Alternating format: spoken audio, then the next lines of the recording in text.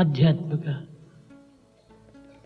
ఆది భౌతిక, ఆది దౌయిక జగత్తునందు ఆచార్యులైనటువంటి యొక్క అధ్యాపకులు ఈనాటి లోక వ్యవహారమును చక్కగా గుర్తించి వర్తించవలసి వస్తుంది. आध्यात्मिक, भौतिक, दैविक जगत में जो कुछ भी घटित हो रहा है उसके प्रति अध्यापकों को पूर्ण रूपेण जागरूक और अवगत रहना चाहिए. उन्हें विद्यार्थियों की देखभाल के प्रति पूर्ण प्रतिबद्ध रहकर अपने आचरण से लोक व्यवहार करने के लिए तैयार करने के लिए सदैव समर्पित रहना चाहिए. అన్ని యుగముల కంటే ఈ కలియుగము అన్ని విధముల కూడాను సులభమైన మార్గములను అందించుచున్నది. अन्य सभी युगों की तुलना में यह कलयुग सभी प्रकार से बहुत सुलभ मार्ग प्रदान करता है. మానవుడు కడతేరవలనన్న ఈ కలియుగమే సరైన ఆదర్శం. मानवता की मुक्ति के लिए यह कलयुग आदर्श है, यानी सर्वोत्तम है. వివేకమా కావలసినంత ఉన్నది. इसमें विवेक का एक भंडार है. విద్యను అభ్యసించేటువంటి విధానముల వేలకు వేలు కళాశాలలు, వందలకు విశ్వవిద్యాలయములు ఎన్నియో ఈ కలియుగమునందు అభివృద్ధిగాంచినవి.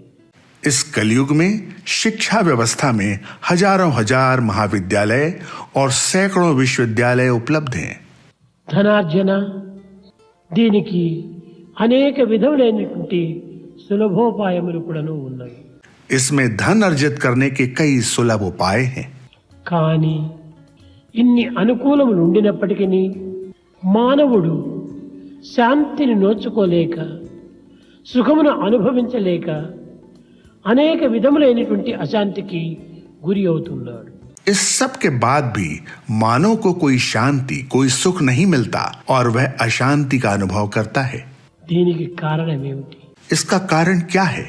ఈ సత్యాన్ని ప్రప్రథమములో అధ్యాపకులు గుర్తించి వర్తించినప్పుడే మన ఆశయాలు పరిపూర్ణము కాగలవు. जब तक कि अध्यापक इस सत्य को समझकर विश्लेषण नहीं करेंगे और तदनुसार कार्य नहीं करेंगे तो क्या हम अपने लक्ष्य तक पहुंच पाएंगे? లోకములో ధనమే ప్రధానమైన బలమని కొందరు అంటుంటారు. इस लोक में कुछ लोग ऐसा सोचते हैं कि धन सबसे बड़ा बल है. విద్యాశక్తియే దీనికి ప్రధానమైన విలువ అని మరికొందరు అంటుంటారు. कुछ मानते हैं कि विद्या की शक्ति ही प्रधान है. మేధాశక్తి మానవునికి ప్రధానమైనటువంటి బలము అని మరికొందరు అంటుంటారు. कुछ लोग यह सोचते हैं कि मेधा शक्ति यानी बुद्धि की ताकत ही मानव की प्रमुख शक्ति है. ధన బలము, విద్యా బలము, మేధాశక్తి ఇవన్నీ కూడాను నా దృష్టిలో దుర్బలములే కాని బలములు కాదు. धन का बल, विद्या का बल और मेधा शक्ति मेरी दृष्टि में दुर्बलता के लक्षण हैं, न कि बल के. గుణమే నిజమైన బలం. गुणवान होना ही सच्चा बल है. ఈ గుణముతో కూడినటువంటి యొక్క నడవడిక మానవులకు ఉన్నత స్థానమును అందించగలదు. केवल गुण ही हैं जो मानवता को उच्च स्थान तक ले जा सकते हैं. ఈనాటి మానవుడు ఇన్ని అనుకూలములు ఉండినప్పటికీ తగిన శాంతి భద్రతలను అందుకోలేకపోవటానికి కారణము మానవుని యొక్క దుర్నడతలే దీనికి మూల కారణం. आज इतनी सुविधाओं के बावजूद भी शांति नहीं है. इसका मूल कारण मानव का दुराचरण है. గుణముతో కూడినటువంటి నటన సరైనదిగా ఉండినప్పుడే మానవుడు శాంతిని, సౌఖ్యమును అనుభవించడానికి ఎంతైనా అవకాశం ఉంటుంటుంది. शांति और सुख के लिए अपार संभावनाएं होंगी अगर व्यवहार में सदाचरण हो. విద్య విద్య విద్య ఉండి కూడాను గుణము లేకపోతే ఇది కేవలము రసము లేని ఫలమే, పాలివ్వని గోవే.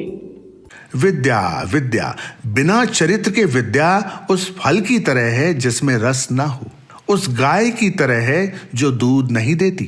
కానీ లోకములో విద్యావంతులు ఎంతమంది లేరు? इस लोक में बहुत सारे शिक्षित लोग हैं, మేధావులు ఎన్ని వేల మంది లేరు? हजारों मेधावी लोग हैं, తెలివితేటలు కలిగినటువంటి వారు లక్షలకు కలరు. लाखों बुद्धिजीवी लोग हैं, ధనవంతుల లెక్కలేదు. कई धनवान लोग हैं।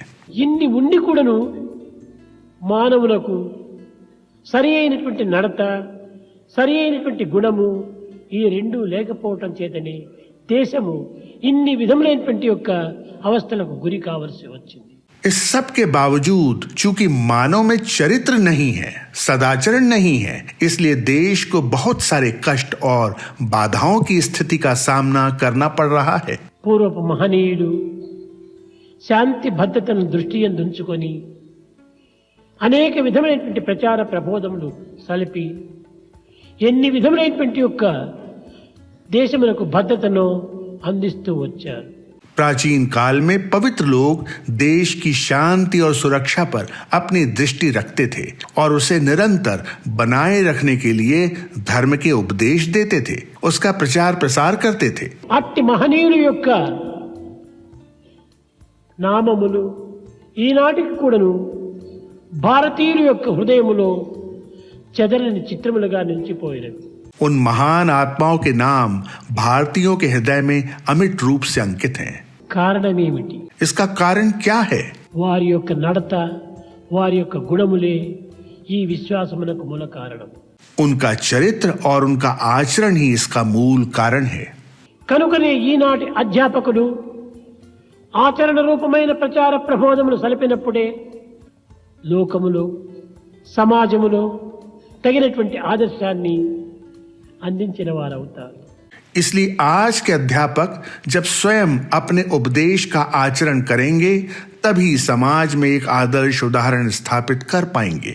ఆచరణ రూపమైన ప్రచార ప్రబోధములు లేనప్పుడు మానవుడు వందలు కాదు జన్మములెత్తినప్పటికీ దీనిని ఎవ్వరు కూడాను ఏమాత్రం కూడాను మార్చలేరు.